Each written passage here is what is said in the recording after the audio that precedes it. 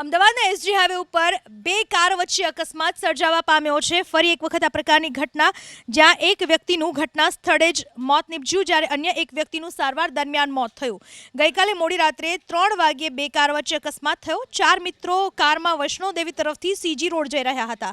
Palladium mall પાસે car ઊભી રાખી આ સમયે કારગિલ 4 રસ્તા તરફથી આવતી બ્રીઝા કારે બે મિત્રોને અડફેટે લીધા।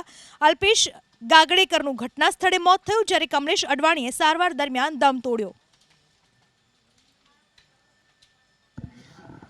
આજે સવારે લગભગ 2:30 વાગ્યાના સમયે પેલેડિયમ મોલની સામે એસજી હાઈવે ઉપર બ્રિજ ઉપર એક I-20 ગાડી ઊભી હતી, પાર્ક કરેલી, અને એમાં 4 વ્યક્તિઓ સવાર હતા, જેમાં 2 ગાડીમાં બેઠેલા હતા અને 2 કોઈ કારણસર ઉતરેલા હતા નીચે।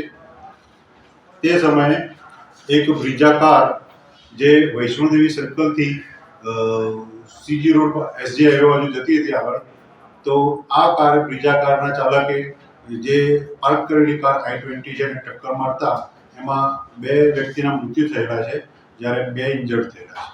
હાલ તો બ્રીઝાના ચાલક વિરુદ્ધમાં ગુનો દાખલ કરવામાં આવેલો છે। 4 ઇજાગ્રસ્ત છે, એમની પૂછપરછ ચાલુ છે અને એના પરથી ખાતરી થશે કે કોણ ચાલક